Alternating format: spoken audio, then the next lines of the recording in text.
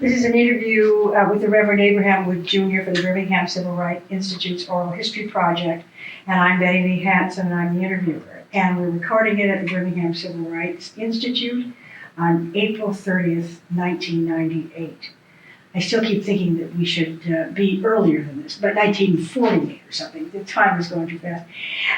Let's talk about those early years, Reverend Woods, in growing up in Birmingham.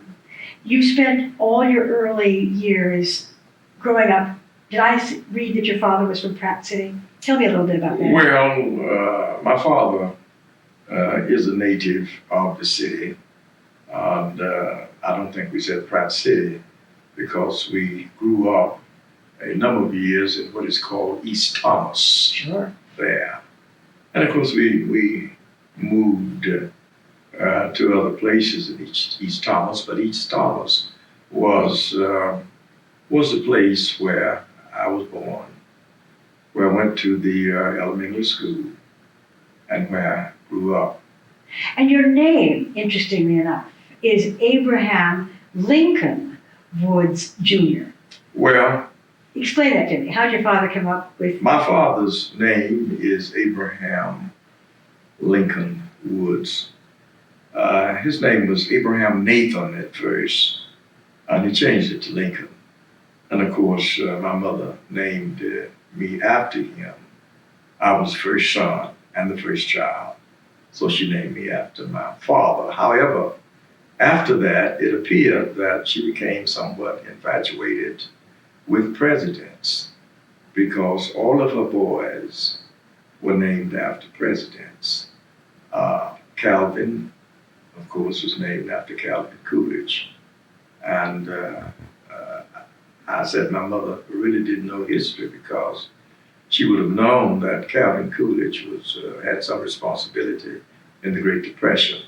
There's another one of our sons she named Frank after Franklin Delano Roosevelt. And there's another one she named Dwight. Now, there is a brother who didn't get the presidential name, and he was our first brother to finish college, get his master's degree, and then go on to the University of Wisconsin and get his doctorate.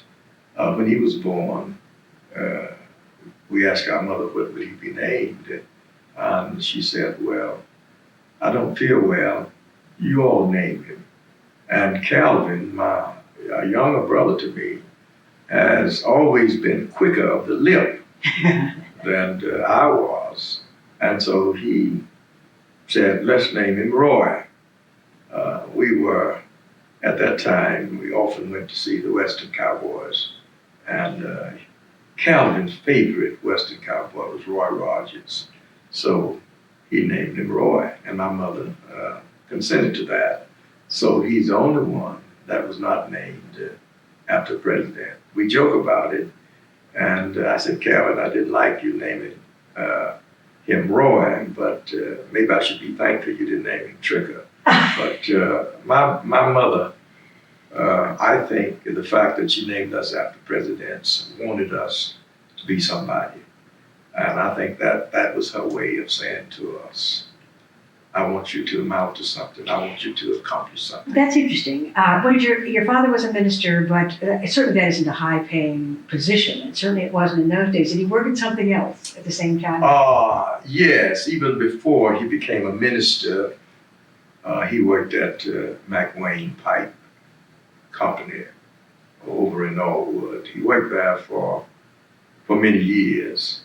And even after he had been called into the ministry and started pastoring a small church, he continued to work there because the church was not able to pay the kind of salary that he could just do that and take care of his family.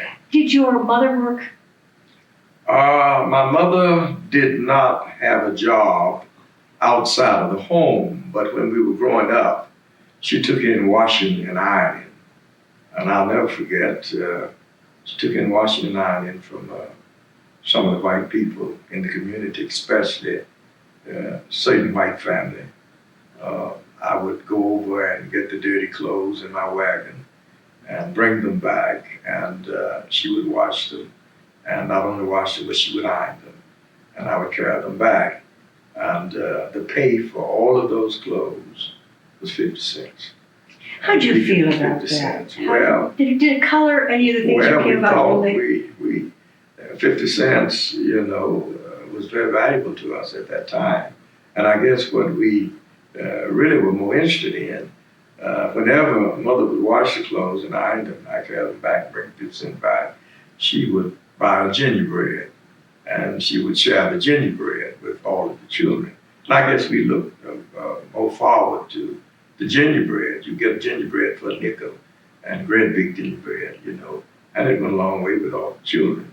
So we were more interested in that, so far as Washington Island was concerned, than we were in thinking about what the pay was. And I guess at that time we were not mature enough to make comparisons about how little she was getting for how much work she was doing. Was there? Let me go back a minute. You said all of your brothers were named after presidents except the one Except Roy. one. Those were all whites, all white heroes. Absolutely. And talk about that just a little bit. Would you Reverend Woods? Because you, of course, being active in the civil rights movement, that comes later. But how come all white? Weren't there heroes in your own life? W.E.B. Du Bois. Why, for example, were there no blacks named? Well, my mother undoubtedly was not too knowledgeable about them. I imagine she knew about Booker T. Washington and maybe W.E.B. Du Bois. I'm not sure. I never heard her talk about him, you see. So these were the people that stood out as great leaders and outstanding men. And of course, Abraham Lincoln, the 16th president of the United States, certainly has gone down in history as a president that embraced African Americans. And of course, the Emancipation Proclamation was given by Lincoln. However, as a student of history, I know that Lincoln said that if I can save the Union by keeping slavery, I'll do that. And if I can save the Union by getting rid of slavery, I'll do that.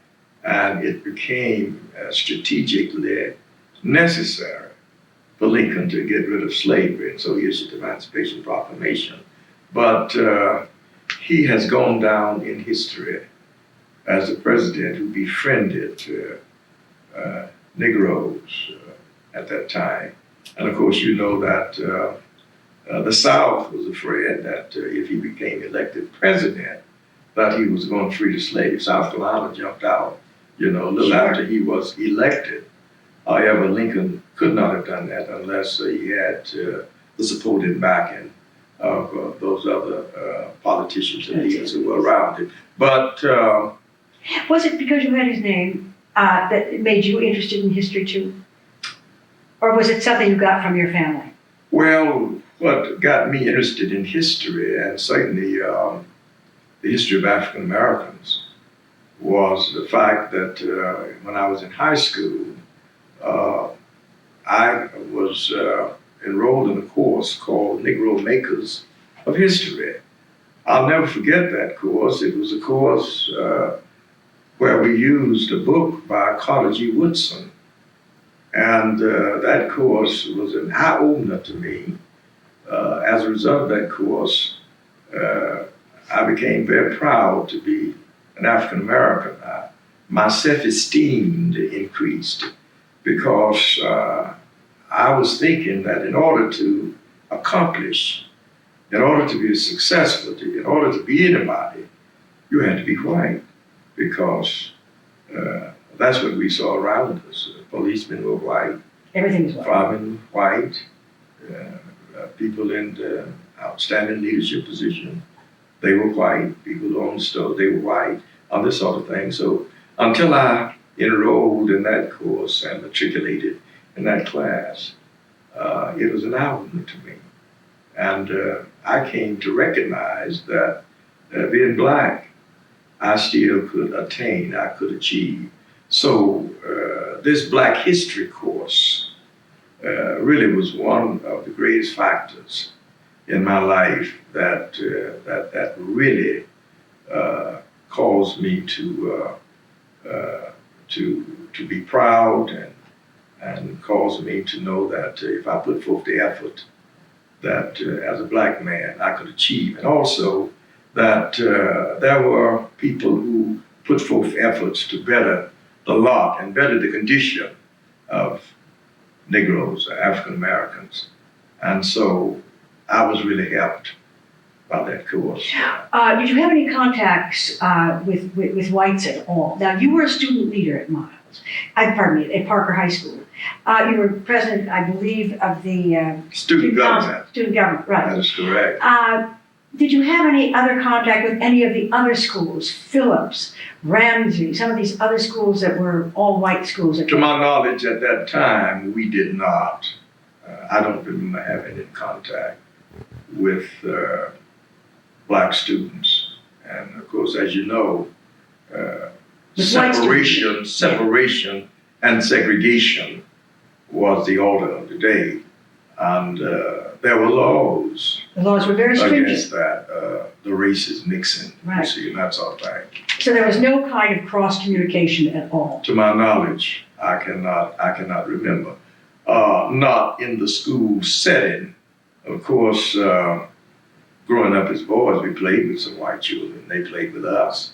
My grandmother worked for them, and they were the people my mother washed clothes for. But we played with them, you see, and that's. But then there came a time when you couldn't play with them anymore, right? Was that typical? Well, when they got older, you know, and of course when we got older, we went our way, and they went their way. Let me ask you a question here, because it's always puzzled me a little bit coming down into the South, is that very often when that division comes, with kids playing together, there's a commonality, fun, a joyful time together, and then there comes a time when you have to stop calling the white fellow Tom. According to the books I've read, it has to be Mr. Tom.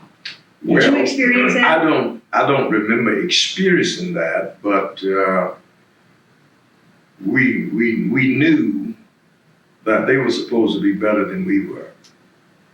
Tell me, you used the word we knew. We knew that they were supposed to be better than we were. You developed that word "knew" for me. That you understood. Well, did it make you angry? It's an understanding. You grew up, and you were taught in various ways that they had the upper hand, and that you were somewhat subservient. You see.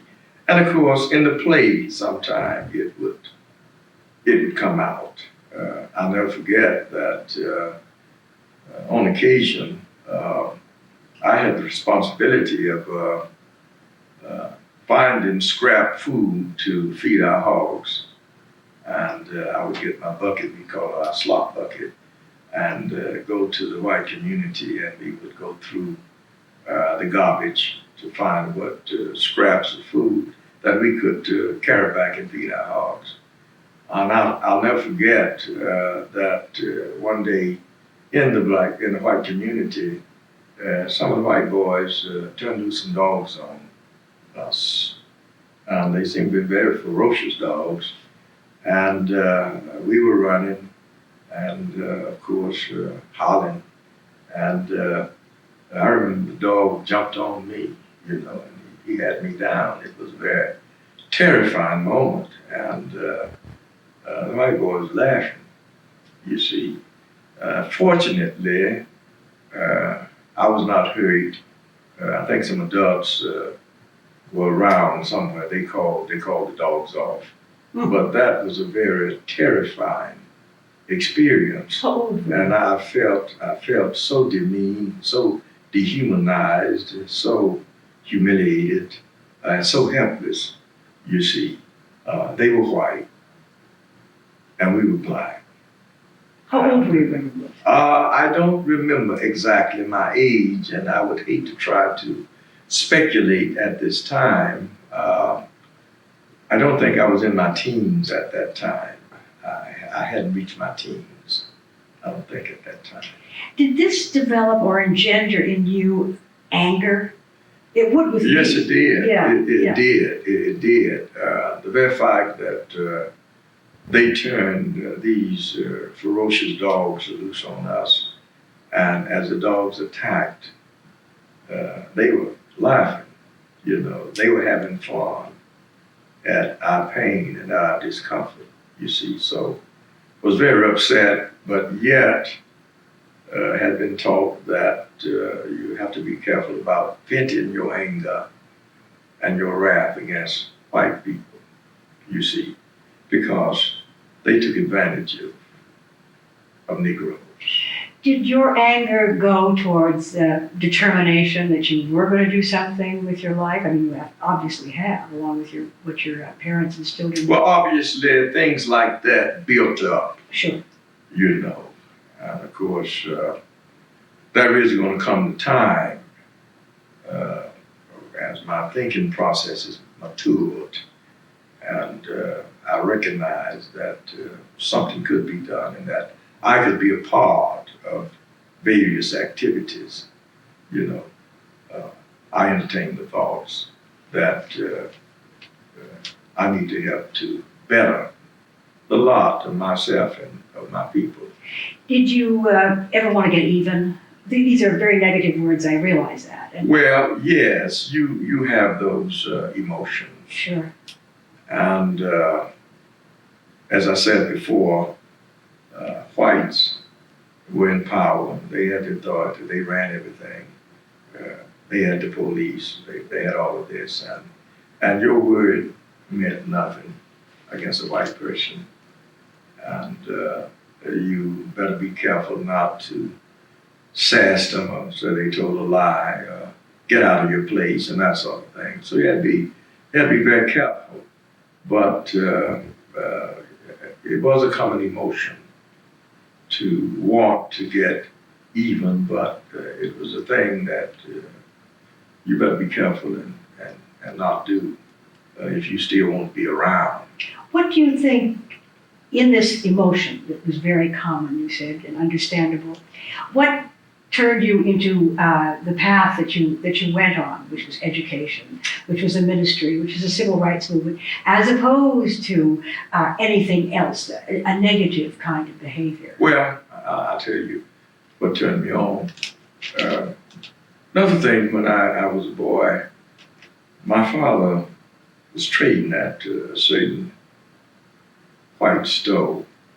I'll never forget, and on payday, we used to go to the store and he'd get groceries and he'd buy some candy and some other stuff for the children. So we looked forward to that. I'll never forget this particular Friday evening, we went to Holcomb's store and Mr. Holcomb said my father couldn't get anything. Could not get He anything. said he couldn't get anything. He was not going to let him have anything. He said, your bill is too high and what you want to pay me. My dad said, this is all I can pay you, Mr. Holcomb. He said, well, I cannot let you get anything today. And my father was so sad. He was pleading with a man what he needed for his family and his children. And to see my father pleading with a white man and he disrespecting him and saying uncomplimentary things to him. And I looked up to my father. It hurt me, you see. And it was a feeling that I never got over. And of course, there were other situations where my father was demeaned and humiliated. And it's something that hurt, you see. And so after I left Parker High School, where I had been elected president of student government, I had received a scholarship to Morehouse.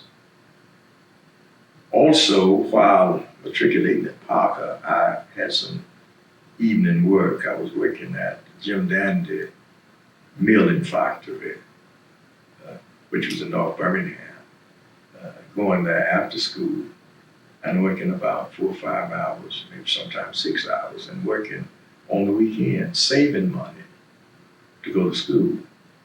And of course, there I came in contact with whites and blacks too. And of course, I was a good worker, and the white supervisors undoubtedly recognized something in me that wasn't in the other workers. And so he often sent me to do on special errands and to even do some personal things for him, you see. They thought I was going to stay there at that company. But after I finished school, I announced to them that I was going to college, so I went to Morehouse. And while at Morehouse, I came under the influence of Dr. Benjamin Mays.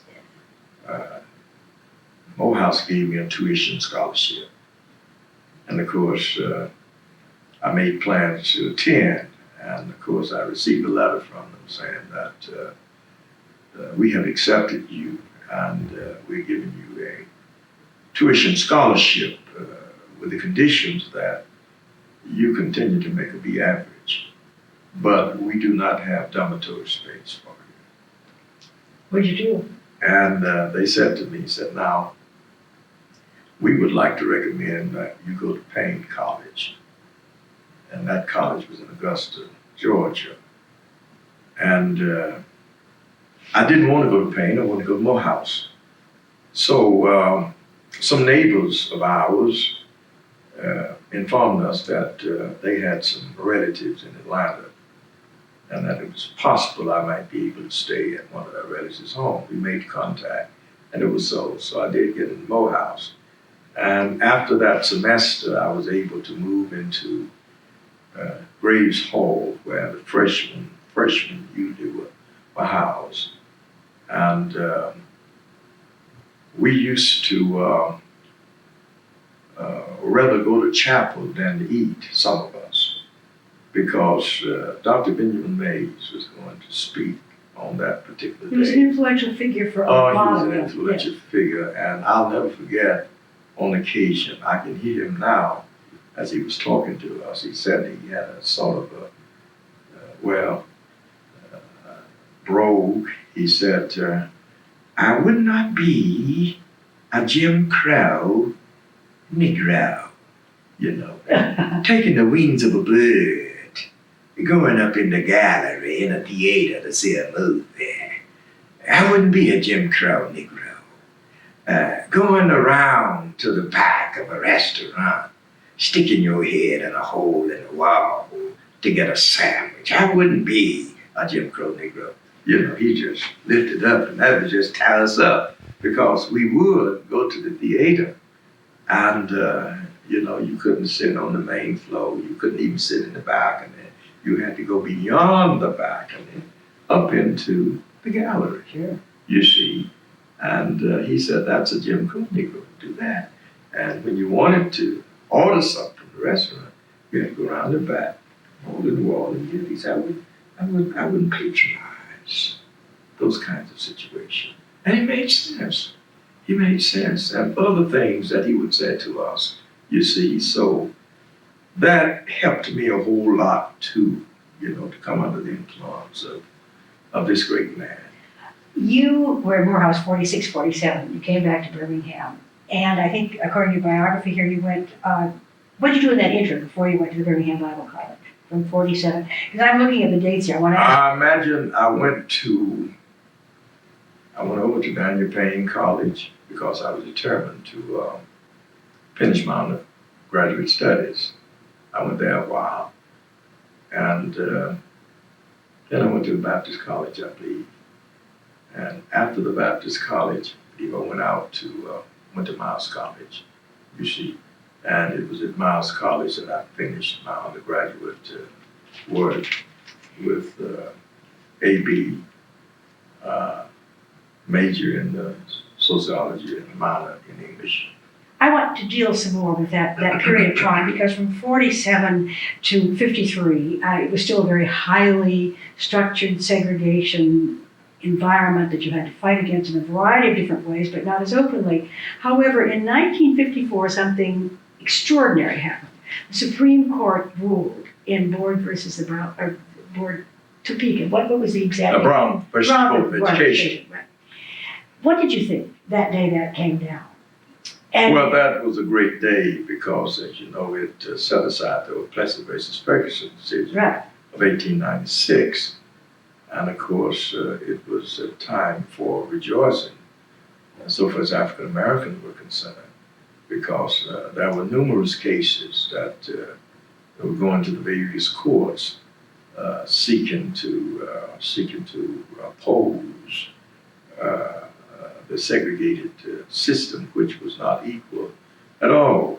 You see, whites enjoying the best facilities, the best books, blacks in dilapidated facilities, and so often getting the secondhand books that the white students had used, getting the secondhand furniture that they had almost torn up and that sort of thing. So it was not an equal situation at all. So it was a time of great hope. Now that the Supreme Court, the highest court in the land, has ruled, we have hope now. The court is on our side. But it was a number of years before, how many years? 5, 4? Before in 1958, 59, when the beginnings at Shuttlesworth is coming here, you're meeting up with him. Detail that time from 54 to 58. I mean, the hope was there, but it was so closed. Yes, before I get to Particularly in that, Birmingham. I would like to go back a little bit Okay. to some years and look at my activities, what I was doing. After I left Morehouse, I went to work at the company by my father. Jim Dandy. McWayne That's right. You were Jim Dandy. Pipe Shop. Okay. And they were training me to be a cubicle attendant. And that was a very dangerous job. I'm sure they hired me because my father had been there for many years, and you know. So I stuck a cold bar in the hot cubicle on occasion. And my duties there, and hot irons flew out. And well, providentially, it missed my face, hit me on the arms and on the leg. And of course, I had some serious burns. And of course, I had to be off for quite a while. In the meantime, I decided that that kind of work was not for me. So I decided not to go back to that. However, I had a family coming now, and I had to work to support my family. So after I left McWayne, I got a job being a janitor, cleaning up the old Phoenix building at night where the telephone company was housed. That wasn't enough to keep food on the table and pay the other necessities, so I took a day job, janitor at H.L. Green department store, which was called Silver's in the downtown. So I worked during the day as a janitor in that department store downtown. And at night, I would go to the Phoenix building and clean it up. I never forget that I saved up enough money to make a down payment on the car, low Ford. And I started driving it to work to the Phoenix building, but I would park it around the block, you see. Why? Well, you just didn't know what, you didn't want the white supervisor to know. That you had a car. Yeah. Why? That What you would had happen? a car. All right. So one night I was running late, and I drove up in front of the building went to park the car and got out. I'm the supervisor, was going into the building. He saw me and he saw my car. So I went on in and got ready for my work and proceeded to go to work. He came up on the floor where I was mopping. And he said to me, he said, well now, Abe, you're gonna have to decide which one of these jobs you want. Well, I was sort of taken aback. I said, well, what do you mean? You just told me last week that I was doing a good job here, and you talked with the people at the stove, and they said I was doing a good job there. I said, now, what's wrong? He said, you're driving a car that looks better than mine. And I said, well, was that it? He said, yes. I said, okay, then you can have your job. So I gave him his job. And so I left him and I only had the job at the department store. Well, that was an act of defiance then. Would that not have traveled the grapevine and said, look out for Abraham Wood? Well, no, it didn't, because I was a good worker. I worked well, even when I was cutting grass and going across the mountain, cutting grass. I cut grass so well and trimmed shrubbery so well until various people across the mountain was getting upset with each other, because this one said he's gonna cut mine next. And so no, he said he's gonna cut mine next. In fact, they even got in a squabble about my doing their yard. The fuss came so intense until I just had to leave the hill, because they were really honest with each other about my doing that yard. I did that kind of work. My work was good work. I did good work at the stove. And one day, one of the supervisors said to me, he said, hey, we want you to go to the state store and get us some fifth of liquor. And I said to them, I said, well, I don't go to the state store. I don't drink. And I don't go to the state store. They said, well, the other fellow we had, he used to go. I said, well, I don't go. I said, I'm a Christian. I don't drink and I don't go to the state store. So they said, well, okay. So it didn't bother me. But that Christmas, the manager called me into his office, and he said to me, he said, hey, you've been a great worker, and I want to call you in to let you know I want to give you a raise. We appreciate your work there. And he was drinking. And so he said, yeah, let me pour you a drink. I said, Mr. Wilkins, I don't drink. He said, you don't? I said, well, sir. And he said, well, the fellows told me that, but I didn't believe it. So he was just testing me out. So I stayed there until... Did you get the raise? Yeah, I got the raise. Okay. I got the raise. But I eventually quit because I wanted to go back to school. I took a job with the Atlanta Life Insurance Company. And I worked as a life underwriter for a number of years. And it was hard work. Hard work. You had to bring in new business. And so often, when you hadn't ridden up in the new business, you'd stop at a tree and ask the tree, tree, what's your name?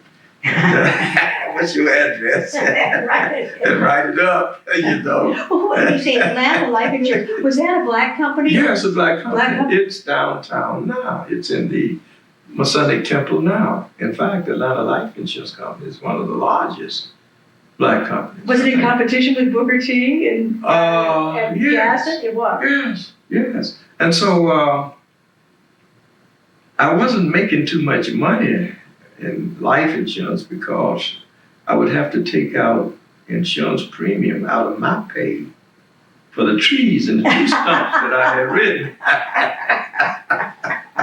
So that, was that a bit of a cheat? Was that a bit of a cheat? Well, yes, but if you wanted to stay there, you had to write business because Mr. Charlie Green, who was the manager, looked for some business. So I was called to preach while I was working at Atlanta Life. And so I announced it to them that I'd been called to preach. And so that next week, I was expecting, I worked at Atlanta Life Insurance Company, and that little I was making there and what the church gave me, put them together, you know. But that very next week, in one of the meetings, the manager, Charlie Green, said, well, Reverend Woods has been called to preach, he's been called to church, and he's going to be leaving us. I hadn't said I was leaving. You wanted both. I wanted both. Sure. But he said he'd be leaving us, and we want to wish him well. You see, and I'll take care of him. So I had church, and so I decided to go back to school. And it was tough, but I did go back to school. Went to Daniel Payne College, and that's why we come back in, Daniel Payne College. And then went on to the Baptist College. And then after that, went on to Miles College. Now, let's get back to okay, where because we are going to do this. I want two things. These are fascinating stories. Where'd you get your work ethic? I mean, you obviously... I got it from my father. It really work ethic. In fact, even to go back further than that, we lived in East Thomas, and on the hill, back over the hill, was College Hills. And I often went over there to get scraps, slop for our hogs. But I also, as a boy, worked at some of the homes. I'll never forget one of the big houses up there. The lady hired me to clean her floors, and I had to get on my knees and scrub her bathrooms and clean everything. And of course, all day, 50 cents, you see, just for that. I pass that house on occasion now.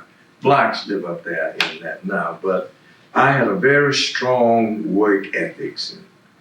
And not only did that, cut grass, but also served as a delivery boy at a grocery store, you see. And the little money I would make, I would have to give it all to my daddy, and then he would give me back.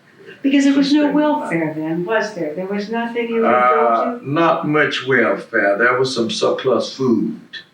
And I'll never forget, we were on the list to get some of the surplus food. Sometimes it would be powdered milk and some cheese and or sometimes some peanut butter, you see, and this sort of thing. So you had that during those days. But my father was a hard worker, and I imagined that after him. How did you keep hope alive? You know that, I think it's Jesse Jackson that constantly says, keep hope alive. How did you keep hope alive during that period of time?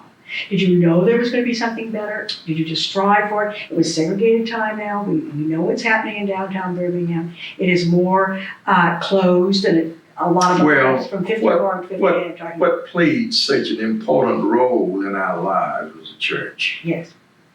You see, the church. The encouragement we got at church. And the fact that there is a God, you see, and He's a God of justice. And He's not going to permit all of this injustice to continue, you see. As a passage, be not deceived, God is not mocked. Whatsoever man soweth, that shall he also reap. Weeping may endure for a night, but joy cometh in the morning.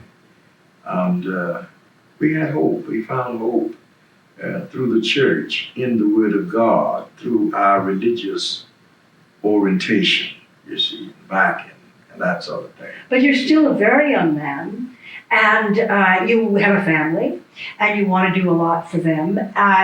Hope in the church could translate then to being active in the movement. For example, when did you meet Fred Shuttlesworth? When did you start all that? Okay.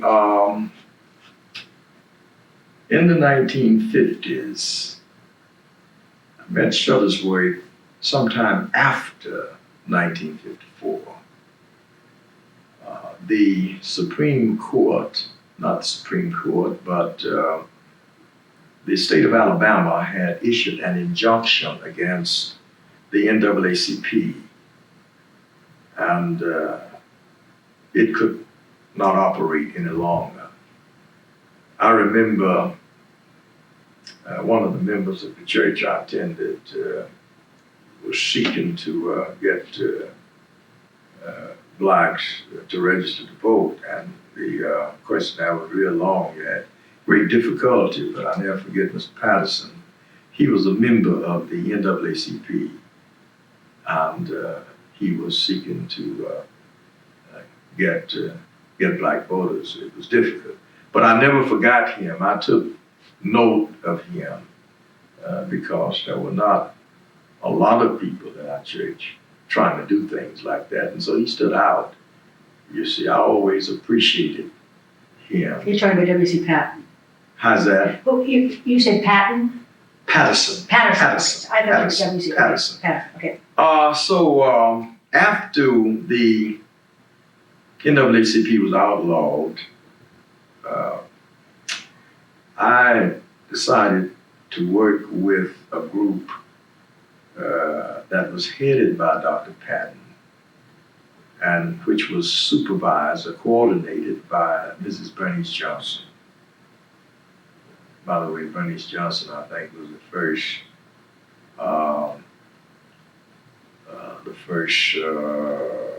campaign director for Dr. Acton. You see, she has played a tremendous role. I consider her as my civil rights mother. She was working for Dr. Patton, and he was working with the NAACP, but it was another group, a political coordinating group. Attorney Ozell Billings was a part of it, and that sort of thing. And they were seeking to register all of the African Americans they could register. And so I became a part of those campaigns, working with Bernice Johnson. I met Fred Shuttlesworth because Shuttlesworth had been working with the NAACP too. And it was Fred Shuttlesworth, as you know, after the NAACP was enjoined, who called a mass meeting at the old Sardis Baptist Church. And he said in that mass meeting, when there was consent that a new organization should be born, he said they killed the old hen, but before she died, she had some biddies, and referring to the Alabama Christian Movement as one of the biddies, and it really turned into a fighting rooster, you see. So that is where I hooked up with Fred Shuttlesworth. I later became one of the vice presidents of the Alabama Christian Movement and a member of the Inner Circle. Yeah, how did you, why did you do it as opposed to somebody else? I mean, what is it about Abraham Woods that made him decide, by golly, I am going to work with Shuttlesworth, I'm going to stand the wrath of the city fathers? What made Abraham Woods do that?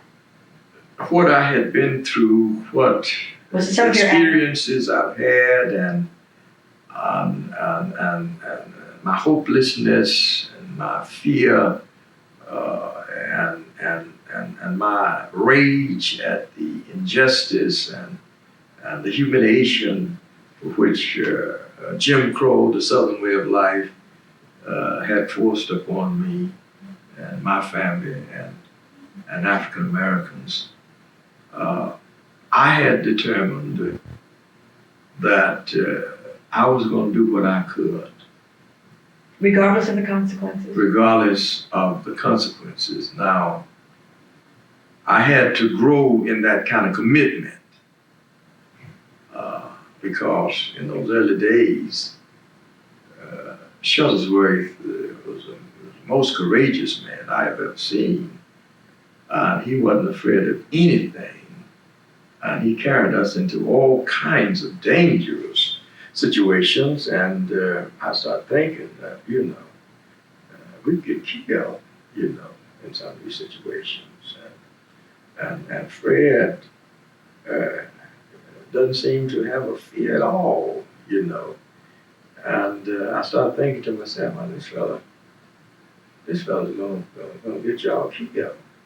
I had those kinds of thoughts. Yeah. And yet I was ashamed to express them, you see. I didn't want anybody to know I was thinking that. I didn't want to die. I wanted to do something in the struggle, but, give the last measure of devotion. But it's something that you come to as you continue to work in the movement. And you constantly evaluate what you're doing and the impact it is having. And so it's something I got caught up in. And I started accepting the fact then that if I had to make the ultimate contribution, because that was the sentiment, that was Fred's sentiment, that was the sentiment of others, that was the commitment of others too, you see. And we read about what had happened before, who sought to lead voter registration campaigns and who sought to do this and that in other places in the South, you see. So you eventually came to that, and your commitment grew, your courage grew. Stop right there a minute, because we want to deal with that courage and we want to deal about that. But I want to know, you said you felt rage, you felt anger, you felt humiliated. These are some of the words you used. How did you buy into nonviolence when other people were willing to use violence? What made you buy into nonviolence with all these human emotions you were experiencing? Well, as you know, the Montgomery bus boycott was going on in Montgomery. And we admired Dr. King. He had emerged as a charismatic, eloquent, forceful, committed leader, you see. And he had embraced the philosophy of nonviolence, you see. And he was having tremendous success in Montgomery. And of course, as in other places in the South, we sought to desegregate the buses here. And Whoops, step up, we're going to turn this over. We're turning over the radio tape.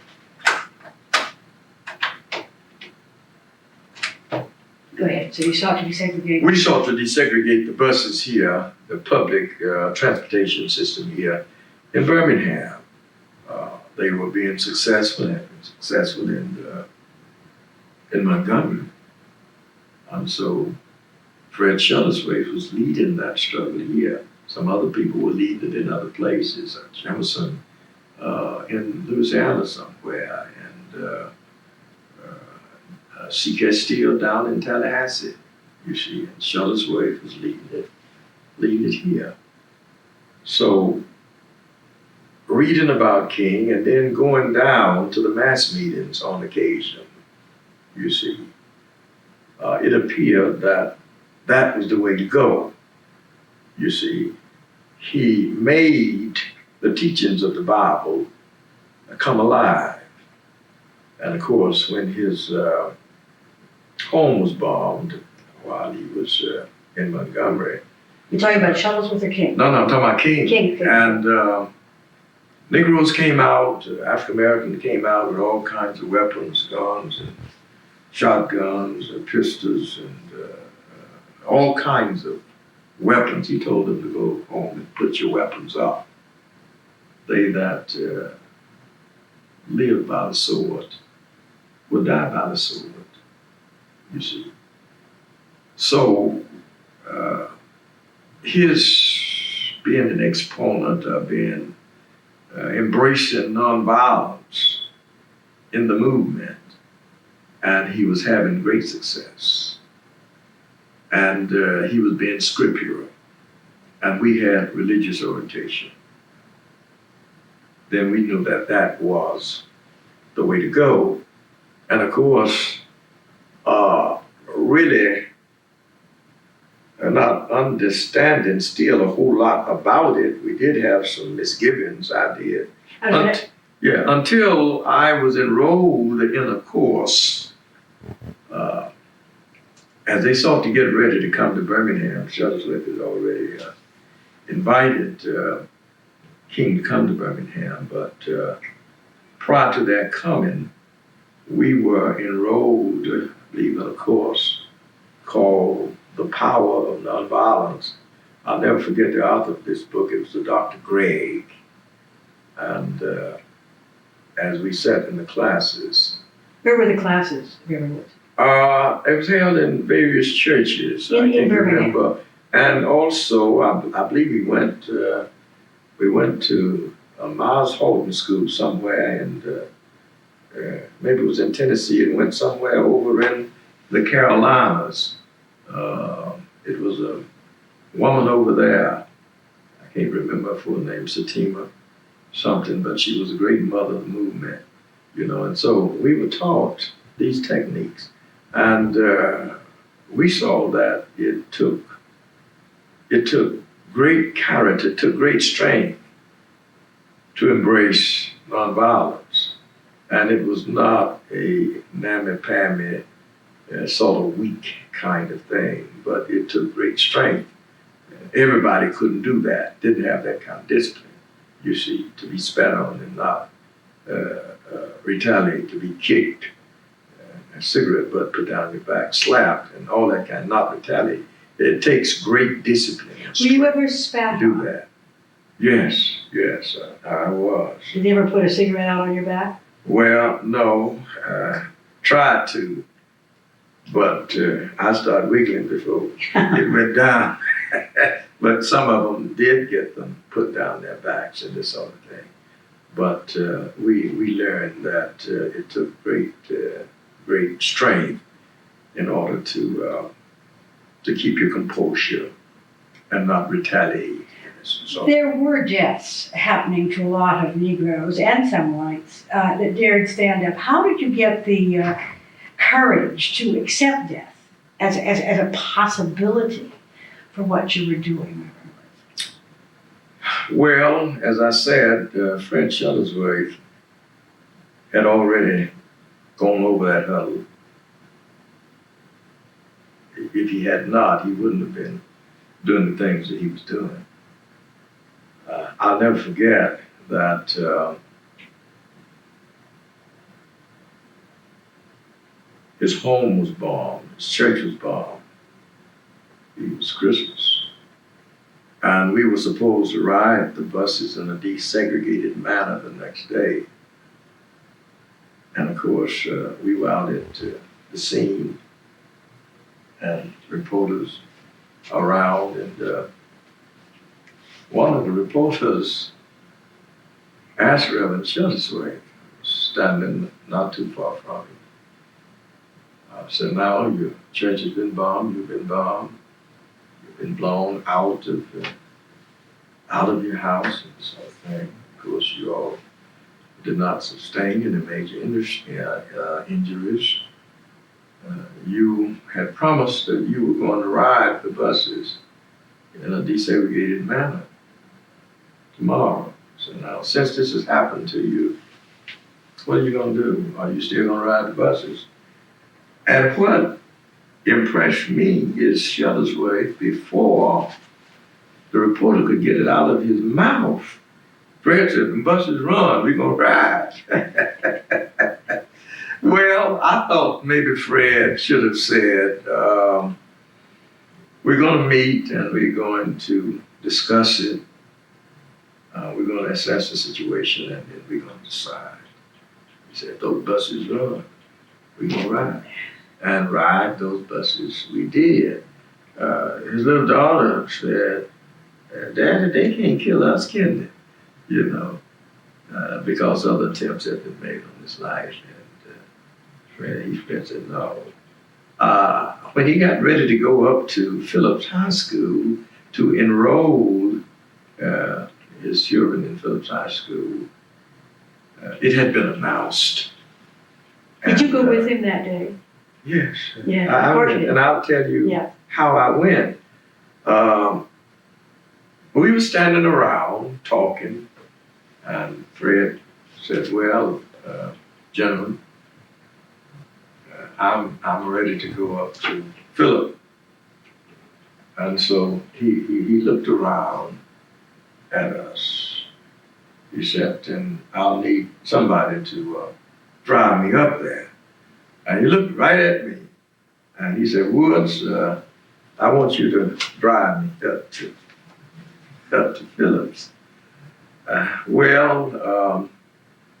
knew that every Sikh-minded fanatic would be there with all kinds of weapons. And so I tried to find some kind of excuse not to drive him. I wasn't supportive, but I really did not want to drive that car. So I just kept saying, Fred, well, you see, trying to think of something to say. And while I was hemming and hawing, another one of the vice presidents, Reverend J.S. Pfeiffer, said, I'll drive you. And I said, well, all right, if Pfeiffer's going to drive you, I can't drive you, but I'll tell you what, I will be the lookout man. I will with y'all, and I will be lookout man, and I will look out one block from where you're going, and so I could see what happened. I'd go back and tell them. So that's what I did. So we drove up toward Phillips, and I stopped one block from the school, and sure enough, it was this huge, enraged crowd with bats and sticks and chains, and they ain't gonna tell it what, knives and whatnot. I said, good God, I know. I hope Fred is not gonna stop in the midst of that mob. And I stopped at the block, and he told Pfeiffer, go on. And Pfeiffer drove him down. His wife was in the car too, drove him on down, and stopped right in the middle of that mob that was at the front entrance. And not only did he stop, but he opened the door and got out. I said, good God Almighty. And of course, as soon as he opened the door and got out, they grabbed him, you see. And very quickly he was on the ground. And they were beating him on the ground. And they was kicking him, stepping on him and whatnot. How he got up, I don't know. But he got up and he was backing toward the car door. The car door was open and he was backing toward the car door. Pfeiffer had the car door. And some fella was about to hit him. And before this fella could swing, now he fell in the car door. Pfeiffer pulled him in and somehow shut the door. I don't know how they did that. Miss Shutterwick was trying to get out, kind of got out. And somebody hit her in the side with a knife and stabbed her in the side with a knife. And they shut the door miraculously. The Lord certainly had been planned. And Pfeiffer started the car, and of course, they were shaking it, and they were trying to stop it, and he riled the engine up, and the momentum of the car, they had to get out of the way, and so he left there. So I scooted and went around the block and went by the fellas and said, no, they're going to have killed Reverend Shutterwick. They're going to beat him almost to death. I ain't going to tell him how bad. They're going to the hospital. And so we went to the hospital. And of course, after he was examined, the doctors told him that he didn't even have a fracture. So he couldn't understand it. So he didn't even have a fracture. I'll never forget what Fred's response was. He told us what he said to the doctor. The Lord knew I had a hard job. So he gave me a hard head. You see, this sort of thing. But that man was incredible. And of course, my courage is going to build up. I decided to just test myself. Now, nobody's with me. I'm a first class citizen. So one morning I decided that I was gonna ride first class on the bus. The group was not with me. They didn't arrest me when we rode right at Shuttlesworth. They arrest some of the persons who rode on various lines. And of course, a white fellow tried to get the driver to have me and the group with me arrested. He just kept telling the driver, "Don't you see these niggas here?" The driver just kept driving, just driving. He told him again, "Don't you see these niggas here?" Driving, just kept driving. So that man jumped up and he pulled the car and said, "Let me off this son." So he cut and he got off. The driver just kept driving. So none of us were arrested on that bus, which went out somewhere toward West End. I think it was a trolley. They used to have trolleys out there. But they did arrest some of our people in other places, and it was going to be a test case. But sometime later, some days, I don't remember how long, I decided, well, I'm gonna ride first class citizen. So I got on the bus over near the University Hospital. And I had a Bible, an umbrella. So I got A Bible and an umbrella? Bible and an umbrella. So I said, I'm going to sit here. I'm going to sit up front. I'm not going in the back. I'm going to be a first class citizen. And I'm not afraid. I'm going to sit up front. So I did sit in a seat up front. A white fellow was in one part of it. He was sitting over near the window. And so I just sit in the part near the aisle. And I started reading my Bible. And I was watching him out of one eye, and I was reading the Bible out the other eye. And of course, he kept swelling up, and he kept turning colors, and I knew he was going to say something eventually, you see. Now, excuse me, is he sitting next to you? He's sitting next to the window. And you're sitting in that same seat? I'm sitting in the part of the seat next to the aisle. Two persons could sit. So, in other words, you're sitting right next to him? Yeah, I'm sitting right next to him, you see. And of course, all at once, he said, "Boy, get on back down where you don't." Sitting up here, just kept reading my Bible. I'd read a long time before I realized it upside down. I guess I was more watching him than reading my Bible. And so I just didn't move. I just kept reading my Bible. And so he said again, "Don't you hear me, boy? Get on back."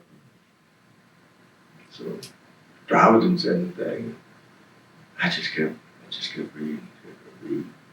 I heard a voice from the back say, "Son, come on back here with us now. Don't you start no trouble up there." So I ignored that because people like that we call Aunt Jane a nervous Nelly, and I wasn't going to let no Aunt Jane stop me from being a first class citizen. So after a while, somebody in the back pulled the cord. This was the little old lady.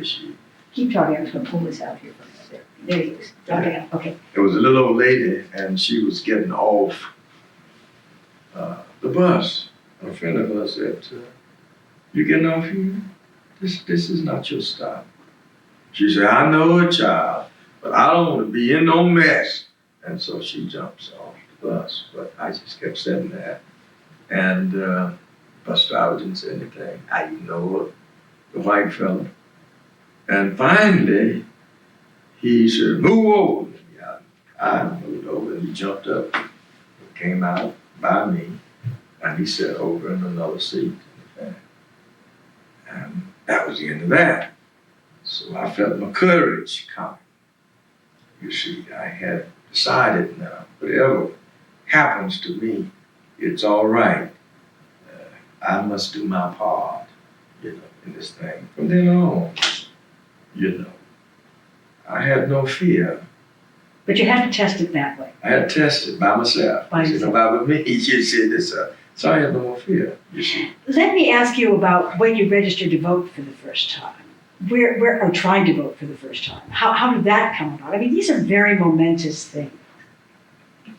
Well, I really don't remember the year that I registered to vote. But I do know that it was a long questionnaire. And I had become registered because I was in charge of a group, because at this time I'm at Miles College, and I'm in charge of a group that is going to canvass the African American communities in the city and in outlying areas, and seek to teach them how to vote, you see. But prior to that, I had become a registered voter. Imagine I became a registered voter somewhere along the lines when I started trying to work with Mrs. Johnson and Mr. Patton, you see. And it wasn't hard for you. Yes, it was hard, but we had been taught how to fill out the questionnaire. Wasn't there also an oral test that they would give you when you would go to register to vote? Well, I really don't remember what the oral test was at that time, you see. All I do know is that somewhere, and I can't pinpoint the time, I did pass. You know. But a lot of people were not passing, you see. And this whole thing is long questionnaire. And moral turpitude and all this kind of stuff. If you were an illegitimate child, if you were the parents of an illegitimate child, and Bull Connor had come up with some kind of law that you couldn't vote or something of that kind. So there were all kinds of obstacles and hindrance and whatnot in the way of people who sought to vote. Reverend Woods, let's go back to that time. You said you got your courage, watching Fred Shuttlesworth and seeing his, and then testing it yourself. Mm-hmm. How far would that courage have extended, do you think, if your wife and your children had been threatened, and were they? Well, eventually they were threatened. We were all threatened. That is when we became a part of the massive demonstrations there in the city after Fred had invited Dr. King to come to Birmingham. He didn't get here the year that we wanted him to come. We wanted to get started, I believe, in 1962. But David Vann and some others had initiated change in the city's form of government, from a commissioner form to a mayor council form, you see. And so they wanted us to hold up to see what the promises and results of that government would be, you know, that Bull would no longer be in authority, you see. But we decided that we were not going to get the rights which would do us with even a new form of government. Fred Shuttlesworth used to say that the new mayor, whose name was Boutwell, he said he wasn't well, he was Boutwell. And therefore, he was not going to give us what we wanted. He was going to be a more sophisticated bull. He's going to be a bull, but a more sophisticated bull, you see. So with the coming of the Southern Christian Leadership Conference, then the fight certainly was going to be in fire. Of course, while we worked with Shuttlesworth, trying to desegregate public facilities and things of that kind. Never forget that Fred in those early time of the movement sought to desegregate Terminal Station, and a white minister whose name was Weaver wanted to support him, so he went over as Fred sat in the white waiting room and sat down beside him. And of course, an angry group of whites soon gathered, and they were more enraged about Reverend Weaver than they were about Fred Chillingsworth. So they made Weaver the target, and they tried to apprehend him. Somehow he was able to get away, and they breathed out threats against him and called him nigger and this and that. So they were going to kill him, And it appeared that they were serious, because in the end, he had to be hidden in a funeral home and had to be gotten out of town in a hearse in the wee hours, you see. But I'm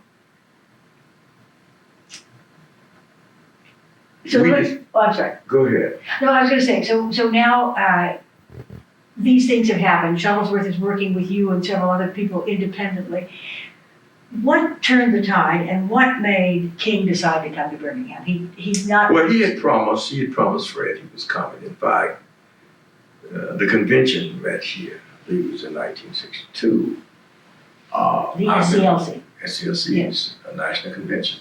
I'll never forget while the convention was here.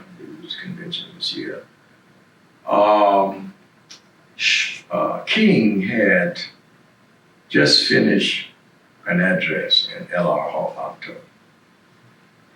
And of course, a great preacher, great speaker, we were all lifted. And we given him his accolades. And we sat down, and we noticed a white fella got up, and he started down to the stage where Dr. King was still standing. And when he got on the stage, frankly, we thought that he was going down to congratulate King and shake his hand or something, But when he got there, he started hitting King with his fists, and we were shocked. And of course, when we gathered our wits, good senses, some of the fellas picked up chairs and started advancing on him. They're just about to give him a good beating. And King said, don't touch him, don't hit him. And of course, these fellas said, well, now he jumped on you. We ain't gonna allow that. We're gonna, no, hit him, no. Hit him. Somebody said, call the police. King said, no, don't call the police. Somebody called him anyhow. And of course, when the police arrived, King refused to press any charges against this white fellow. In fact, the white fellow has gotten all nervous and upset by this time. And so King asked one of the ladies to bring him a glass of water. One of them reluctantly, I'm not sure whether it was Dina Drew or who it was, that finally brought him that glass of water, but they did bring him some water. And King refused to press charges against him when the police arrived, you see. So the very next year, they decided that they needed to come. And they sent Y.T. Walker in as the front man to look at the lay of the land. I'll never forget, I was one of the ministers who took him to the downtown area. We made the round of where the stores were situated and all of the things that we were going to be involved with. And Y.T. Walker set up the strategy that would be followed, and what department stores we were going to sit in and whatnot, and we were going to do it, you see. So the die is going to be cast now, you see, for the situation. Also, I was teaching at Miles then. I finished Miles in the spring of '62, and I asked Dr. Pitts for a job, and he gave me a job, and I started working at Miles in the fall of 62. And of course, I've been there ever since. I need to mention that Miles College students Yes. were the first group to show us that we could mount a successful selective buying campaign on downtown Birmingham. As I can remember correctly, the Miles College campus became upset because Bull Connor would not let us go into the community and solicit funds to upgrade our library. Said if we went down, if we solicited funds, no, he's going to put us in jail. I'll never forget that day. President Pitts was present. He cried. Some of the students sought to support him, said, "Fred, don't cry." So we don't fix this and so and so. And so sometime later, a selective buying campaign was directed. Stop there a minute, because this whole period with Lucius Pitts, who isn't with us anymore, and what happened at Miles, and you were part of that, is a very interesting time, I think, in Birmingham's history. Did Pitts ever tell you or any other member of the faculty try to discourage these young people, or was he very much a part of encouraging them? Pitts was very much a part of the encouragement. Pitt's background was one which had him involved in trying to help African Americans get justice and opportunities. Right, he worked with the African American teachers in Georgia, and I think also he worked with the NAACP. So he came out of a background that he had to face these kinds of things. So he gave you encouragement. He gave us all the encouragement. He permitted me to be involved in, in everything that was going on, and encouraged students to go with me, be jailed, and even some of the faculty members joined in. Pitts was on was a member of the strategy committee, and he was one of King's chief advisors. And many of the strategy meetings were held in Pitt's office on the campus of Miles College. You see. Did the police know that? I don't know. I don't know whether they knew that or not. Miles College would eventually get some threats. And of course, armed guards were going to have to sit out at the entrance to Miles College. Pitts would tell the white leaders downtown that carloads of strange young men had come in, and they were trying to get Miles College students to join up with them. They were militants, the Stokely Carmichael group. And if something didn't happen, if something didn't take place, if something isn't done to alleviate the condition of black folk in this city, it's going to blow up. It seemed to be just a matter of time. Frankly, to tell you the truth, Dr. Pitts exaggerated some of that. How could you teach in an environment like that, Reverend? And what did you teach? Well, when I first started teaching, I was teaching some religious courses, Old Testament, on the New Testament. And I had this group of students. Dr. Pitts had gotten a grant, and he used the grant to sponsor a voter education project And I had some students in it who got some critics for being a part of that group. And also, some white students came from the New England states during the summer to be a part of that group and to go with the blacks into the communities and outlying areas to teach people how to register to vote. And eventually some Catholic nuns came too to be a part of that group. And we would send them out, black and white together, to go to the various houses. I'll never forget that sometime the people would not open the door. They would look out the window and see a white girl with a black boy, and they wouldn't open the window. That was bad news. You don't do that, you see. And they wouldn't even let them in, you see, this sort of thing.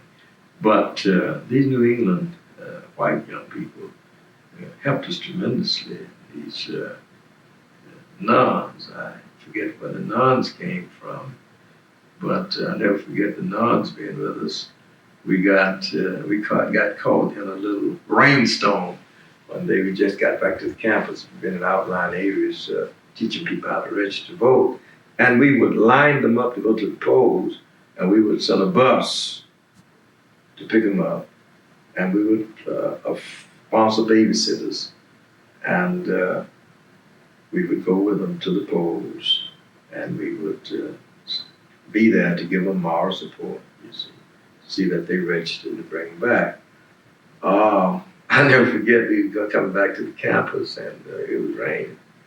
And to keep from getting too wet, we had to try to run and get to the shelter. And one of the sisters with a long old black gown, a habit or whatever you call it, she was running too, trying to get out the rain. And she had pulled her skirt up, so she could run better. And one of the young men, he was a white young man from one of the New England colleges. He looked around and saw a sister with the habit pulled up, showing her legs. And he said, look, sister got legs. Sister got legs.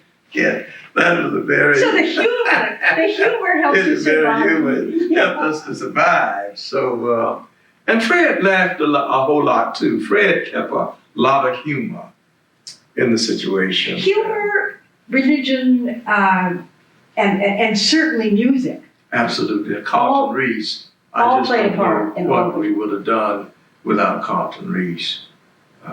I'm telling you that music would just lift you. You see, and we would get into singing, and we meant it. We meant those songs. We were not just singing just to be singing. Those songs strengthened us. We were singing our commitments. You see, I ain't gonna let nobody turn me around. You see. We want our freedom. Woke up this morning with my mind stayed on freedom. You see, and all of that. You see, so we meant that. You see. 1963, obviously the bombing of the church. Do you think that changed everything? Or had it started because of the march in Washington first? Well, I think the bombing took place because of the success that we had achieved. I led the first group of sit-ins at the lunch counters. And we went to Loveland's. And they had a sort of a restaurant type place within the store, not just lunch counter. And so we sat down at the tables there. And the waitresses, they hurriedly cleaned off the other tables, and what few diners were there, they quickly finished, and they got up and left. And then the waitresses turned the lights out, and they pulled the rope which separated that eating part of the stove from the rest of the stove. Pulled the chain, locked it. We still sitting up there, lights out. And of course, we knew what that meant. They were not gonna bother us. They were gonna just let us sit there till the stove closed and wait on service. That was the strategy they had worked out. So we knew that wasn't gonna do. So I said, "No, we got to be arrested." So I said, "Come on, let's go next door." So we went next door to what was Newberry's then. Should have changed the bread, but we went in. They had a lunch counter, and we proceeded to sit at the lunch counter. Of course, we got the kind of response we were looking for. One of the young ladies in it said, "Y'all, we can't serve y'all. Y'all better get out of here. If you don't, I'm gonna call the police and have you arrested for trespass." And of course, she said, "We just want a cup of coffee, just want a sandwich." Customers in the store. And she said, "Y'all better get out of here." And she kept telling us. And so finally, the supervisor, the manager came up and he said, "I want to warn you. You're trespassing. If you don't, I'm going to call the police." So we said, "Well, I'm going to call the police. What taking you so long?" And so finally, he called the police and the police came. And the police said, "I want to warn you, you're trespassing. If you don't leave, I'm going to have to arrest you." So we said, "Go ahead. Because you wanted to be Arrest arrested. us. We're not leaving, you see." And so he finally called the paddy wagon. He said, "You're all under arrest." And he called the paddy wagon, and that's what we wanted him to do. And so we got in the paddy wagon, and we loaded up, and we started singing, I'm telling you. And that paddy wagon was rocking from side to side. It was going down the street. We were having a good time. And they took us over to the city jail and processed us and put us in a big dormitory-like room with bunk beds, and something. And of course, the inmates didn't know who we were. And so we discovered that late that night, we saw folk crawling, like they were trying to crawl up to our beds. Well, we didn't understand them. These inmates trying to crawl up to our bed. It's trying to get in bed with us, or are they trying to take some of our belongings, what we might have, so we don't have anything that valuable in here. So we talked to whispered to each other, and so we decided that some of us need to keep watch. So some of us slept, and some of us watched, and some of us slept, and some of us watched. And eventually, in a day or so, they found out who we were, that these people were with Martin Luther King Jr. And so they started warming up to us, and they cut out all that, hanky-panky or whatever they were trying to do and this sort of thing. And we talked with them, and we tried to enlighten them about what was going on and convert them to it, that sort of thing.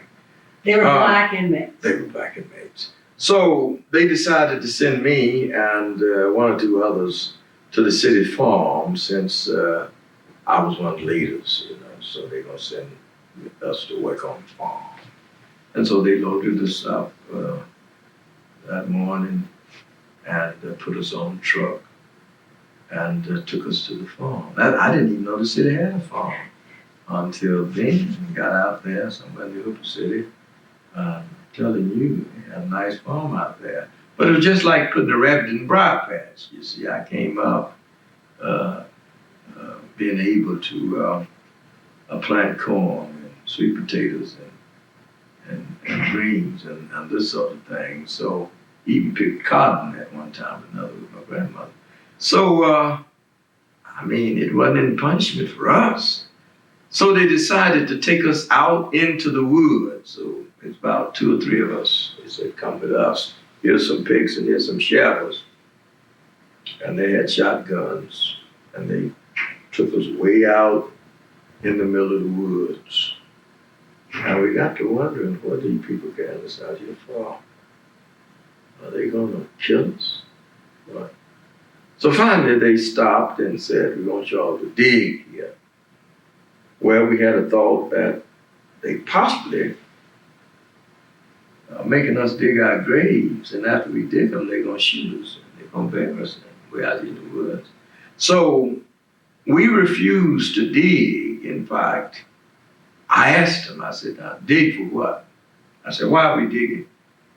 They looked at each other and they sort of smiled. And they said, well, we think there is some water out here on this farm and we need water for the cropping for livestock. Well, we accepted that and they left. And we dug. And when they got back, we dug a great big hole for them, you see. But they just came and got us and took us on back, put us on the truck, sent us on back to jail. It just was giving us something to do. Reverend Woods, I've always wondered, for everybody that went to jail, did that go on your record and did it have to be erased from your record? How did that work? Okay, it went on our record. And what happened is that our lawyers kept fighting that situation, and eventually they came to a process, I forget the name of the process, which wipes any kind of conviction or record off your record completely. I forget what you call that process at this time. But that's what happened to us at that particular time. The courts wiped unjust arrest, yes. the clates clean. So we didn't even have that on our record. How many other times did you go to jail? Well, that was the first time I went and stayed like that. Other times we went is that we were bonded right on out, you see. But what we had to do this particular time was to promise to stay in, see. And of course, there were many who were arrested and they didn't spend any time in jail that much right on out because Reverend Gardner had the bonding money and this sort of thing. And we were out. But if you went at certain times, like while we were trying to break the backbone of segregation in this city, even when we turned the children out. Now, it was really Reverend Bevel's who had the idea of using children. To my knowledge, Dr. King did not warm up too much to that idea. How did you feel about taking the children? Well...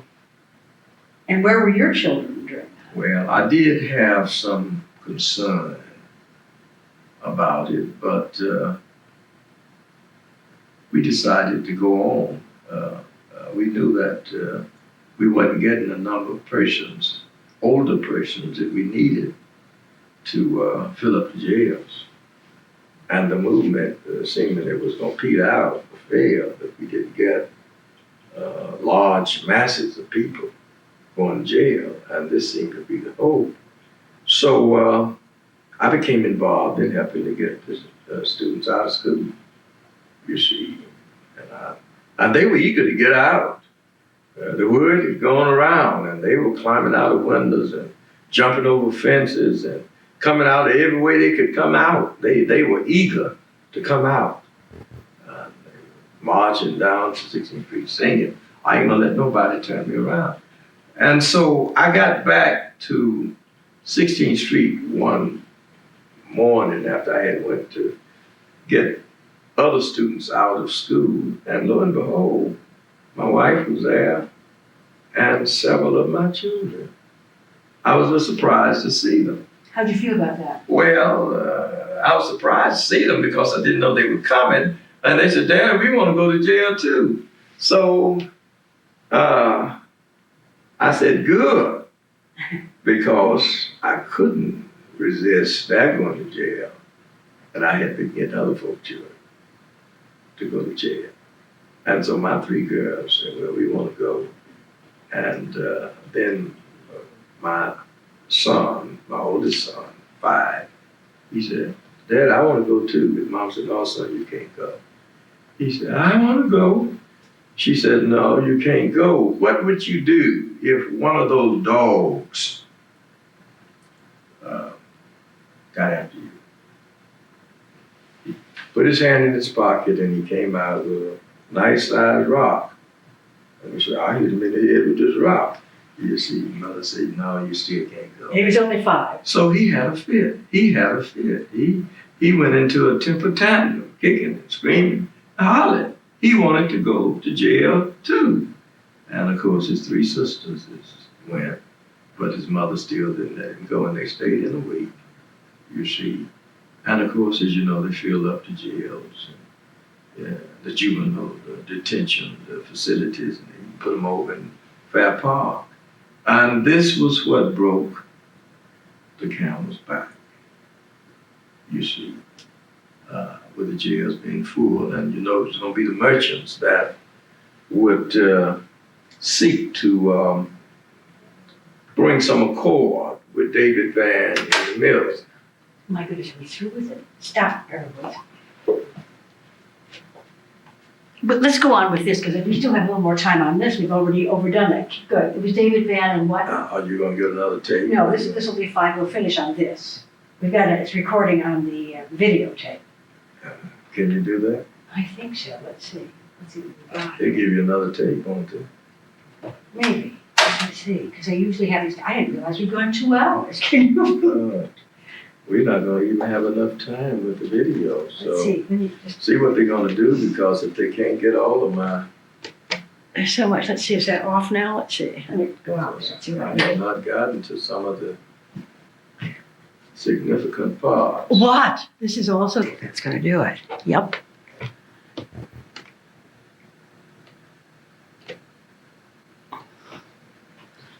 Wish I could see. Yeah, we're doing it. We're fine. Right. Okay. We're continuing the tape with Reverend Wood.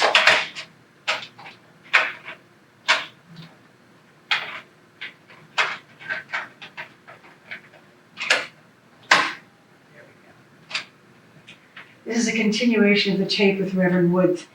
We're talking about being arrested, Reverend Woods. Yes. And you were saying. That's right. The children filled up the jails. Yeah, and that was the straw that broke the camel's back. As you know, there was a businessman in Japan. Right. Sinsmaya was part of that group when they saw the dogs attacking the children here in Birmingham. And of course, it was a terrible thing. My job also was to gather up a person who'd been bitten by the dogs and take them to Dr. Herschel Hamilton, who was our doctor, and he gave them shots just in case the dogs had rabies and that sort of thing. And of course, some of our people were hurt by being knocked down with the powerful blast of water. You see, we learned how to stay just out of harm's way and to just enjoy being drenched by the cool water and just dance and jump around. You see, but those who got caught, you know, too close, you had to develop a strategy, you see, and this sort of thing. And this.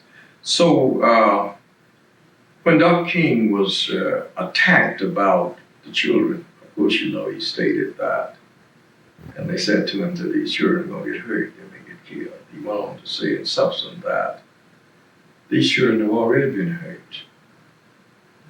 They've already been injured by the Southern way of life, and now they have an opportunity to do something about it, to change that, you see.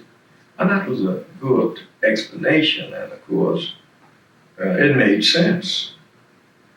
I think it made sense to all of us, you see, this sort of thing. Give me a time frame. When was the Children's March? It was in the spring of '63, correct? Spring of '63, that is correct. Did the March on Washington happen after that? After that, it wasn't going to be till August.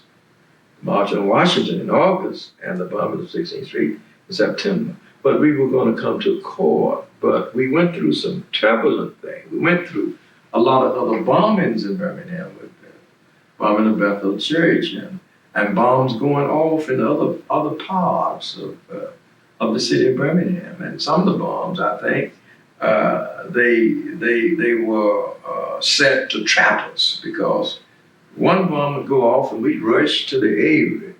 And we've been in the area, and if we had been close enough, when we get another bomb goes off, when the crowd gets there, you see. And so some of those bombs were, we felt, were placed to kill and to maim, you see.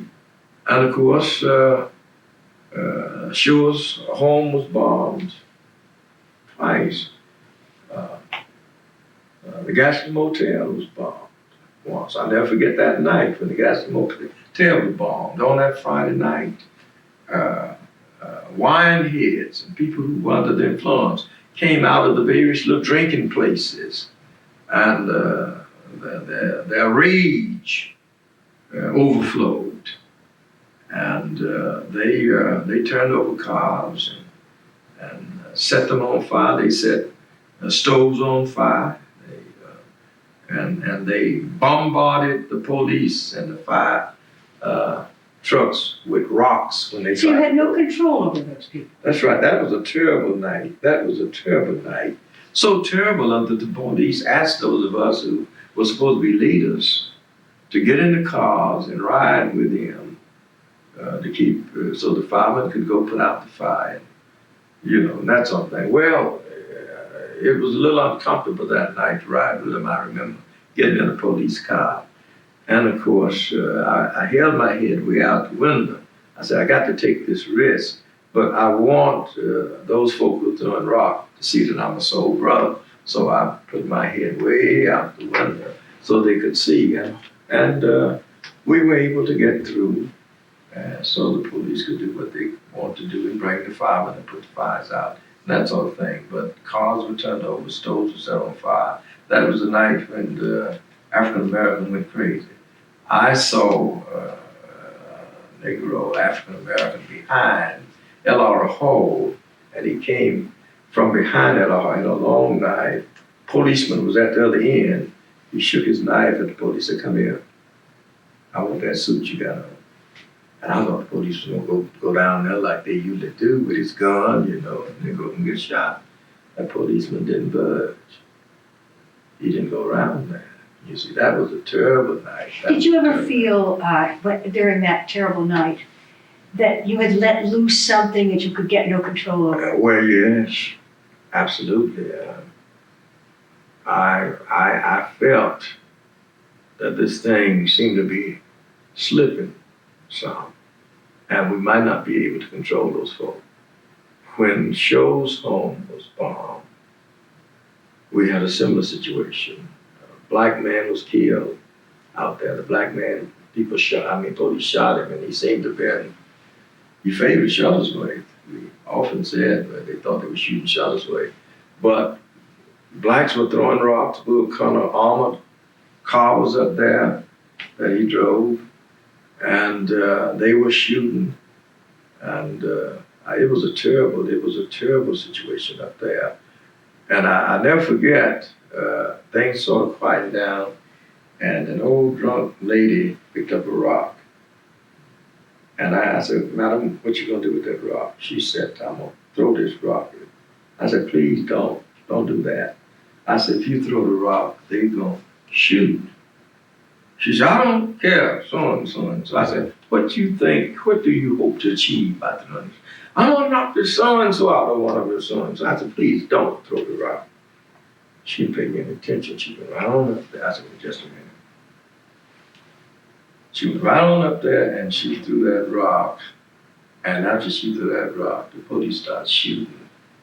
And the bullets were flying over our head and hitting the trees and knocking the bark off the trees, and the tree was falling, and everybody was running, Scared. So I ran and hid behind a tree. Sure. And so everybody else was gone.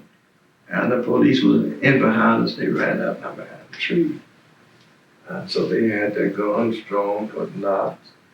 And they said, "You so-and-so, get in the house." I said, "The officers, I'm helping y'all. Yeah, we don't want your so-and-so. Yeah, get your so-and-so." So after the house, they had the big gun. So I went on down the street, and I saw some people looking out the window. I said, "Where did I get?" They said, "Get in the house." So I went up on the porch and knocked on the door. These people would not open the door. I guess they were so terrified, all those shots and whatnot going on. I can't blame them. So they said, "Get in there." I didn't tell them I didn't leave there. So I just got up in the door and sort of pulled the screen door as close as it would come, you know. And a Negro across the street came out with a shotgun. And he shot the shotgun, and they went over there. And I thought they was gonna shoot him, but they beat him up and they dragged him off the porch.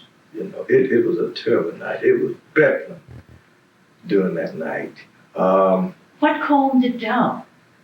Well, after they stopped throwing and they ran us all out of that area, and of course, when I came off the porch, I was afraid to just walk in the street openly, so I kind of maneuvered up under the house. I went up under the houses and I kind of made my way toward the project under the people's houses because I didn't want to be out where they would see me because it was all right.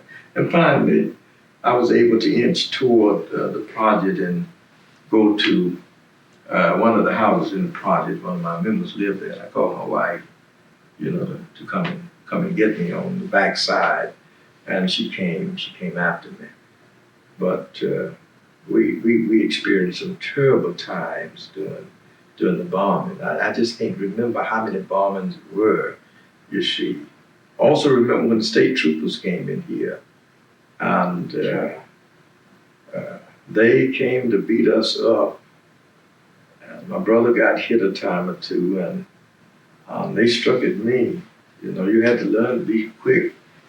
And I guess through my quickness, I avoided a lot of licks and stuff. Did any of you in the leadership, when all of these counter things were happening, and you were getting more bombings and you were getting people that were part of your movement, did any of you think maybe our strategy isn't working? Maybe we have to reevaluate? Well, earlier, and of course, when the threats were coming, and they came continuously. Yes.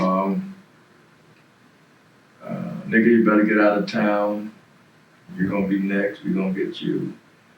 And the police constantly cruising back and forth, and with Klan folk in the car, and whatnot, and you just didn't know what was going to happen.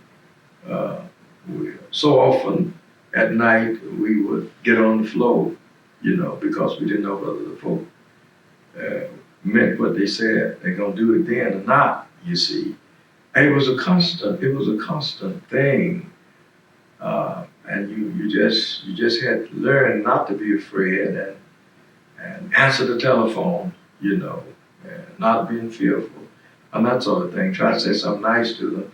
And of course, I guess they had a machine or something to call up because the phone would just ring constantly, you know, and you had to take the phone off the hook and that sort of thing. But threats, we gonna get you, nigga, get out of town. We're gonna kill you, we're gonna bomb you, so and so. All it just became commonplace.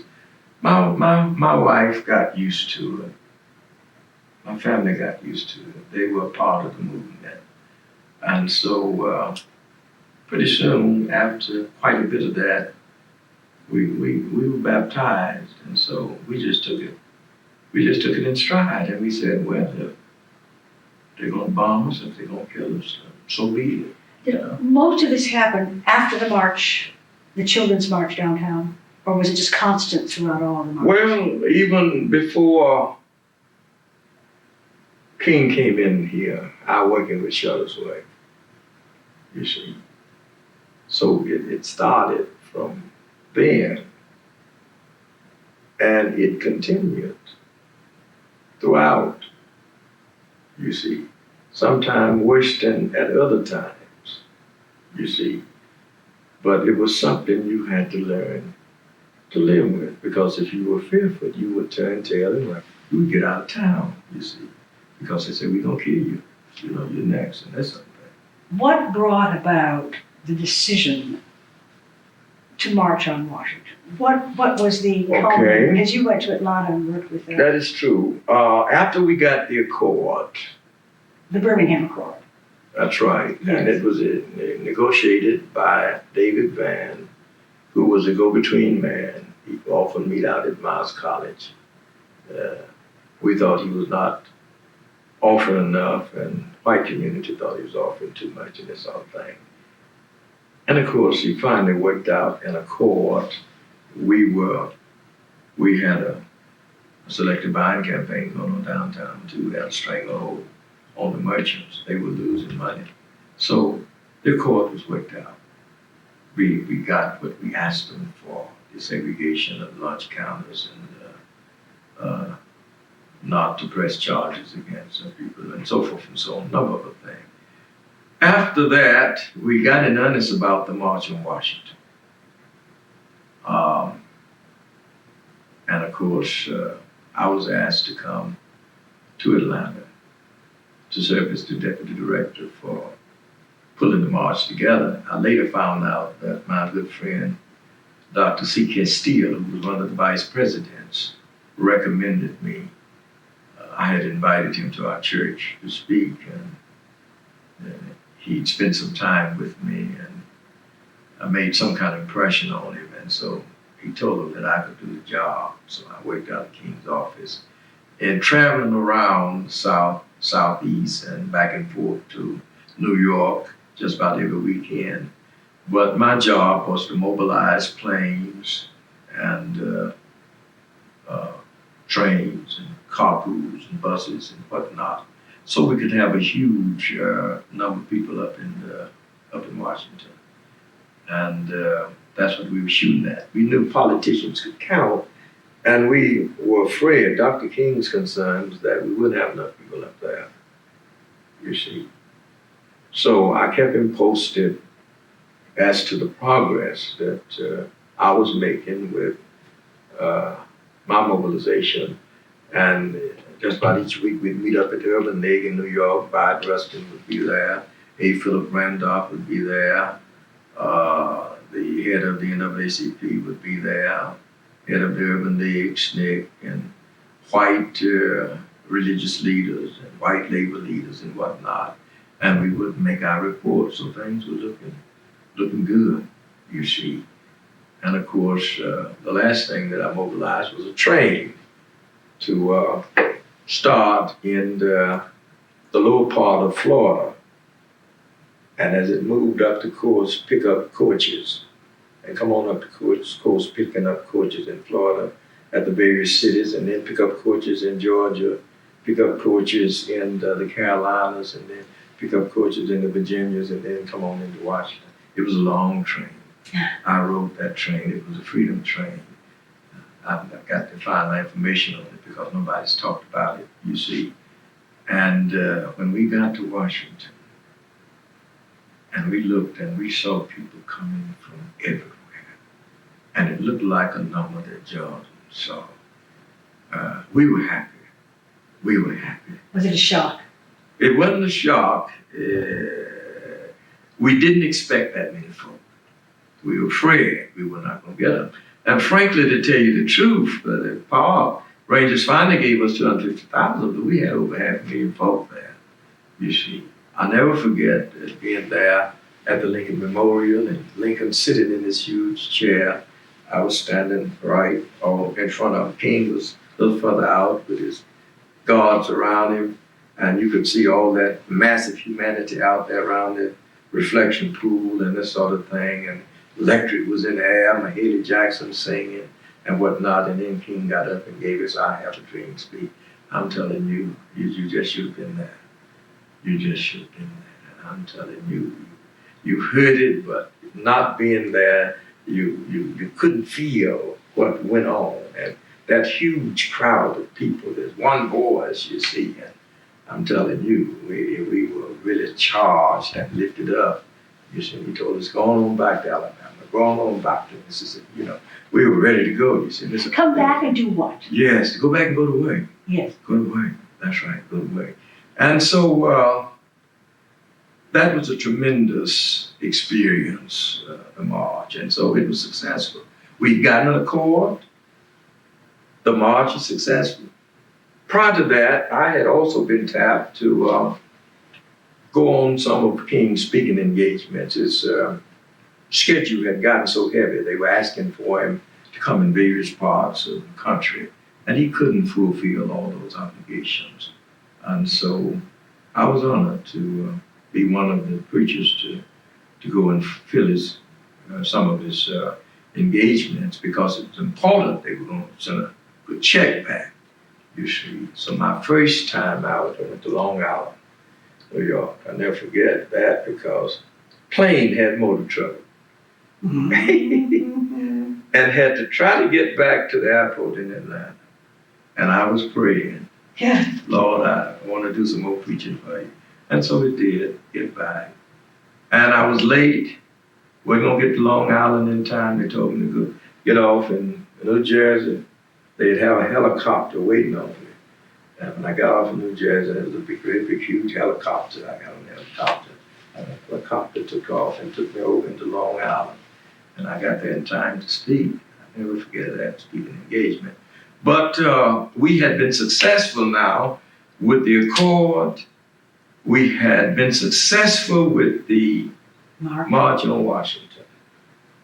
And the sick-minded folk, the Klan, was not going to let us rejoice. They decided that they would show us, and that they would pull the ultimate of horror, I guess, out of that book. And this is when 16th Street Church was bombed on the 15th. I heard the blast, getting ready to go to church. And we've been hearing blasts, and what we do, we come out and go near it. And finally, we find out where it was and go to it. There was a blast in Birmingham, often. That's why we call it Birmingham. And so I started toward it, and after I got some distance, I saw people, and I started asking people, and they said, well, they believe the 16th Street Church got bombed, you see. So I made a beeline for it, and I had to park about 2 blocks away, because only the authority was around it and roped off and everything. And so I walked up to the church, and you could smell this dynamite smoke, and people were wailing, crying, hollering, and some were cussing, some was breathing out threatenings and whatnot, and what we ought to do, and so on and so on. So it was a terrible, terrible situation. You had a numb feeling. You felt a little guilt. You said, now, if it hadn't been for us, these little girls would not be dead. You see, if they wanted to kill somebody, why didn't they kill us? These innocent little girls, you see. And your righteous rage took over, and if you had a weapon, you could mow white folk down, you would just mow them down in retaliation. And you had to get a hold of yourself, you see. Terrible experience, seeing them hauling out various items and clothes and whatnot for those little girls. It was a nauseating kind of thing, a traumatic experience. And when I left there, feeling bad, went down toward my car, and there were a group of black young men with piles of rocks. And every white car that passed with a white face, they were throwing rocks. I got there in time. There was a little old white lady on the passenger side and a little old white man on the driver's side. They knocked his one out, and his face was a bloody mass. And they were proceeding to stone her. And I walked and got in between them. I said, Reverend, don't do this. Stop. Don't do this. You know this is wrong. And they said, you mean to tell us, after they done killed our little girls up there, not to do this? They were mad. They were hot. So you gonna tell us that? I said, but King, but he said, well, we'll do it to you. And they picked up stones and drew back at me. And I said, well, that's all right, brother. And so I backed off. went onto my car and left. I said then that, this thing is getting out of hand. So we're not going to be able to keep control of black folk all the time under these kinds of provocative circumstances, you see. So that is what happened in that situation. And that same day, instead of there being a remorseful attitude throughout the city, some young white boys shot Virgil Ware off his bicycle on the outskirts of town. Some black boys who were upset and angry about the death of these little girls were doing the only thing your boys would do. They were throwing rocks. And the police came out and the police would pursue them and they'd run. And this particular time, some of them threw rocks, the police pursued them, and one policeman took a shotgun and shot one of these young boys in the back. Killed him. Never forget it. He was a member of my father's church, and I was asked to preach his funeral. We had his funeral over at New Pilgrim at Reverend N.H. Smith Church. So it wasn't just for the girls who died in that bloodbath as a result of that hate. It was two little boys too, and we don't say much about them. Right. But Ware and Jackson, this young man who was shot in the back was shot in Jackson. Now, policemen didn't have to kill him because he threw a rock. So that showed you how remorseful